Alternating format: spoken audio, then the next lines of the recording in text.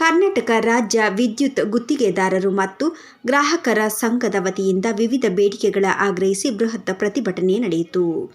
ಅಧ್ಯಕ್ಷರಾದ ಎಸ್. ರಮೇಶ್ ರವರು, ಪದಾಧಿಕಾರಿಗಳಾದ B V. Narasimhaiah, G. Rudresh, G T. Nagaraj ರವರು, ಸುರೇಶ್ ಎಸ್. ಮತ್ತು ಪೀಣ್ಯ ಕೈಗಾರಿಕೆ ಪ್ರದೇಶದ ಅಧ್ಯಕ್ಷರಾದ ದಾನಪ್ಪ, ಕಾಸಿಯಾ ಪ್ರಧಾನ ಕಾರ್ಯದರ್ಶಿ ಹುಸೇನ್ ನೀಲಕಂಠಯ್ಯ, ವೆಂಕಟೇಶ್ ರಾಜು, ಕನ್ನಡಪರ ಹೋರಾಟಗಾರ ಶಿವಕುಮಾರ್ ನಾಯಕ, ಗುತ್ತಿಗೆದಾರರು ಮತ್ತು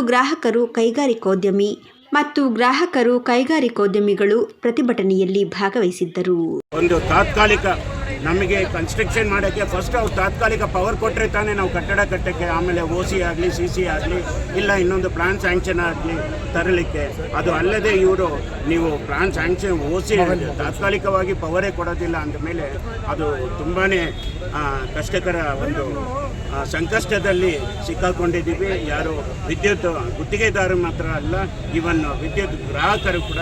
ಅದಲ್ಲದೆ ನಮ್ಮ ಬೇಡಿಕೆಗಳು ಇನ್ನೊಂದು ಸ್ಮಾರ್ಟ್ ಮೀಟ್ರು. ಈಗ ಯಾರೋ ಒಬ್ಬ ಒಂದು ಗುಡಿಸಲ ಮನೆ, ಒಂದು ಚಿಕ್ಕ ಮನೆ ರೂಮ್ನ ಕಟ್ತಾನೆ, ಅದಕ್ಕೆ 1 ಕಿಲೋವ್ಯಾಟ್ ಪವರ್ ತಗೊತಾನೆ. ಆ 1 ಕಿಲೋವ್ಯಾಟ್ ಪವರ್ಗೆ ಅವನು ಕಟ್ಟೋದು ಡೆಪಾಸಿಟ್ ಬೇರೆ 240 ರೂಪಾಯಿ. 240 ರೂಪಾಯಿ ಡೆಪಾಸಿಟ್ ಕಟ್ತಾನೆ. ಅದಕ್ಕೆ ಒಂದು ಚಾಪ ಕಾಗದ, ಒಂದು ಅಗ್ರಿಮೆಂಟ್ ಅಂತ ಆಗಬೇಕು. ಆ ಚಾಪ ಕಾಗದ ಬೆಲೆ 500 ರೂಪಾಯಿ ಇದೆ ಇವತ್ತು.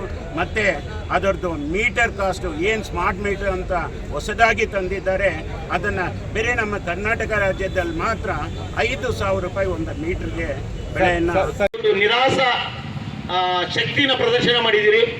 ಇವತ್ತಿನ ದಿವಸ ನಮ್ಮ DT ಅವರಿಗೆ ಮತ್ತು ನಮ್ಮ ಮುಖ್ಯ ಇಂಜಿನಿಯರ್ಗೆ ಹೇಳ್ತಾ ಇದ್ದೀನಿ, ನಮ್ಮ ವಿದ್ಯುತ್ ಗುತ್ತಿಗೆದಾರರು ಇವತ್ತಿನ ದಿವಸ ಎಂತ ಸಂಕಷ್ಟಕ್ಕೆ ತಲುಪಿದ್ದಾರೆ ಅಂದ್ರೆ, ಇವತ್ತು ಝೊಮ್ಯಾಟೊ, ಹೋಟೆಲ್, ರ್ಯಾಪಿಡೋದಲ್ಲಿ ಕೆಲಸ ಮಾಡುವಂತ ಪರಿಸ್ಥಿತಿ ಮಾಡಿದವರು ಬೆಸ್ಕಾಂ, ಆಲ್ ಎಸ್ಕಾಮ್ಸ್, ಇವರೇ ನಮ್ಮ ಪರಿಸ್ಥಿತಿಗೆ ಕಾರಣ. ಇವರು ಏನಾರ ನಾವು ಕರೆಂಟ್ ಕೊಡಲ್ಲ, ಮನೆ ಕಟ್ಟಬೇಡಿ, ದಯಮಾಡಿ ಯಾರು ಮನೆ ಕಟ್ಟಬೇಡಿ ಅಂತ ಇವರೇನೋ ಅಡ್ವರ್ಟೈಸ್ಮೆಂಟ್ ಕೊಟ್ಟಿದ್ರೆ ನಾವು ಯಾರು ಇವತ್ತಿನ ದಿವಸ ಎಲೆಕ್ಟ್ರಿಕ್ ಕೆಲಸ ಆ ಮನೆಗಳಿಗೆ ಮಾಡ್ತಾ ಇರಲಿಲ್ಲ, ಖಂಡಿತವಾಗ್ಲೂ ಮಾಡ್ತಾ ಇರಲಿಲ್ಲ. ನಮ್ಮ ವಿದ್ಯಾರ್ಥಿ ಗುತ್ತಿಗೆದಾರರು ಬೇರೆಯವರಿಗೆ ಬಂಡವಾಳ ಉಳಿಸೋರು, ಇವ್ರಿಗೆ ಗುತ್ತಿಗೆದಾರರು ಅಂದ್ರೆ ಇವ್ರ ಕಾಲ್ ಕಸ ಬಿಟ್ಟಿದ್ದೀವಿ ನಾವು. ಇವ್ರಿಗೆ ಏನಿದ್ರು ನಮ್ಮ ಗುತ್ತಿಗೆದಾರರು ಕಂಬ ಮುರಿದೋದಾಗ ಎತ್ತಕ್ ಮಾತ್ರ ನಮ್ಮ ಗುತ್ತಿಗೆದಾರರ ಅವಶ್ಯಕತೆ ಇರ್ತಲ್ಲ, ಇವ್ರು ಮನ್ಗಂಡು ಕಟ್ತಾರೆ. ಯಾಕೆಂದ್ರೆ ಮುಂಗಾರು ಮಳೆ ಬಂದ್ರೆ ಕಂಬಗಳು ಉದ್ರೋದ್ರೆ ನಮ್ಮ ಗುತ್ತಿಗೆದಾರರು ಹೋಗಿ ಕಂಬ ಎತ್ತಬೇಕು. ಇವ್ರು ಯಾರು ಬರಲ್ಲ, ಇವ್ರ ಲೈನ್ ಮೆನ್ಗಳು ಯಾರು ಎತ್ತಲ್ಲ. ಯಾವ್ದು ಪ್ಯಾಕೇಜ್ ಟೆಂಡರ್ಗಳ ಕೋಟ್ಯಾಂತರ ರೂಪಾಯಿ ಪ್ಯಾಕೇಜ್ ಟೆಂಡರ್ನ ಬೇರೆಯವ್ರಿಗೆ ಕೊಡ್ತಾರೆ. ಯಾಕೆಂದ್ರೆ ಒಬ್ಬ ಗುತ್ತಿಗೆದಾರ ಬಂದ್ರೆ ಅನುಕೂಲ. ನಾವು 100 ಜನ ನೆರೆದಿರ್ತಕ್ಕಂಥ ಗುತ್ತಿಗೆದಾರರು 5-5 ಲಕ್ಷ ರೂಪಾಯಿ ಗುತ್ತಿಗೆ ತಗೊಳಕ್ ಹೋದ್ರೆ 100 ಜನ 1,000 ಜನ ಆಗ್ತೀವಿ. ಯಾರೋ ಒಬ್ಬನಿಗೆ 1,000 ಕೋಟಿ ಕೆಲಸ ಕೊಟ್ಬಿಟ್ಟು ಅವನ ಒಬ್ಬನ್ನೇ ಸಂಭಾಳಿಸ್ಕೊಳ್ಳೋಣ. ಅವನು ಇವತ್ತಿನ ದಿವಸ ಇದೇ, ನಾನೀಗ ಕಾಟನ್ ಪೇಟೆಯಲ್ಲಿ ಬರ್ಬೇಕಾದ್ರೆ ನೋಡ್ಕೊಂಬಂದೆ, 18 ಮೀಟರ್ ಕೇಬಲ್ ನ ರಸ್ತೆಯಲ್ಲಿ ಓಡಾಡೋ ರೋಡಲ್ಲಿ ಇವತ್ತು ಕೇಬಲ್ ಬಿಸಾಕ್ಬಿಟ್ಟು ಹೋಗಿದ್ದಾನೆ. ಅದೇ ತರ ನಾವು ಯಾವತ್ತರನ ತುಂಡು ಗುತ್ತಿಗೆ ಮಾಡೋರಾಗ್ಲಿ, ಸಣ್ಣ ಸಣ್ಣ ಗುತ್ತಿಗೆದಾರರು ಸೇಫ್ಟಿ ಕೆಲಸ ಮಾಡ್ತೀವಿ. ಇವಾಗ MS ಸ್ವಾಮಿ, ಇವತ್ತು ನೀವೆಲ್ಲ ಕೇಬಲ್ ಪುಲ್ಲಿಂಗ್ ಮಾಡಿ ಎಳಿತಾ ಇದೀರಲ್ಲ, ಆ ಕೇಬಲ್ ಎಷ್ಟು ದಿವಸ ಬದುಕುತ್ತೆ? ನೀವೆಲ್ಲ ಇಂಜಿನಿಯರ್ಗಳು, ನೀವೆಲ್ಲ ತಿಳ್ಕೊಬೇಕು. ನೀವು ಮೋಲಿಂಗ್ ಮಾಡಿ ಕೇಬಲ್ ಎಳಿತಾ ಇದ್ದೀರಲ್ಲ, ಇದು ತಪ್ಪು. ನೀವು ಬೆಂಗಳೂರು ಕರೆಕ್ಟ್, ಬೆಂಗಳೂರು ಜನನಿಬಿಡ ಪ್ರದೇಶ. ಆದ್ರಿಂದ ನೀವು ಏನು ಮಾಡ್ತಾ ಇದ್ದೀರ, ಅವ್ಯಕ್ತಿನಿಕವಾಗಿ ಕೆಲಸ ಮಾಡ್ತಾ ಇದ್ದೀರಾ. OCCC ನಮಗೆ KERC ಇಂದ ನಮ್ಮ ಸಾಹೇಬರಿಗೆ ಏನಾರ ಕರೆಂಟ್ ಕೊಡಬೇಡಿ ಅಂತ ಏನಾರ ಇವ್ರಿಗೆ ಏನಾರ ಅಮೆಂಡ್ಮೆಂಟ್ ಮಾಡಿದ್ರೆ ಖಂಡಿತವಾಗ್ಲೂ ಕರೆಂಟ್ ಕೊಡಬೇಡಿ ಅಂತ ನಾವು ಇವತ್ತು ಹೇಳ್ತಾ ಇದೀವಿ.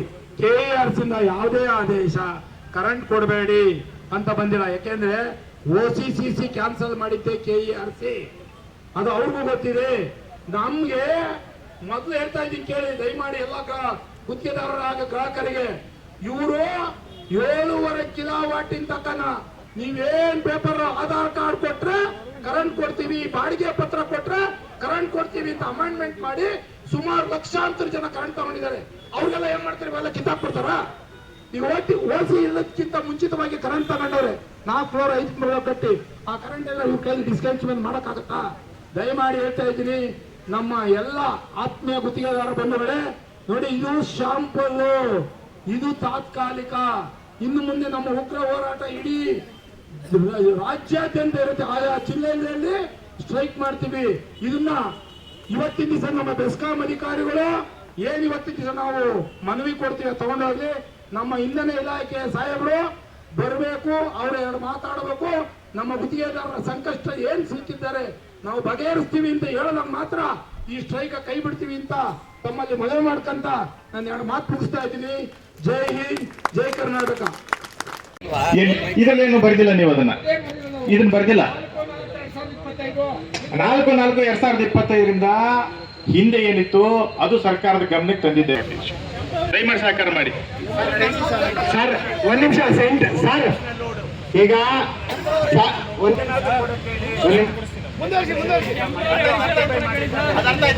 ಸಾಹೇಬ್ರೆ, ಒಂದೇ ಒಂದು ಸುಪ್ರೀಂ ಕೋರ್ಟ್ ಆದೇಶದಲ್ಲಿ ಟೆಂಪ್ರವರಿಗೆ ಪ್ಲಾನ್ ಸ್ಯಾಂಕ್ಷನ್ ತಗೊಂಡ್ ಕೊಡಿ ಅಂತ ಎಲ್ಲೂ ಇಲ್ಲ.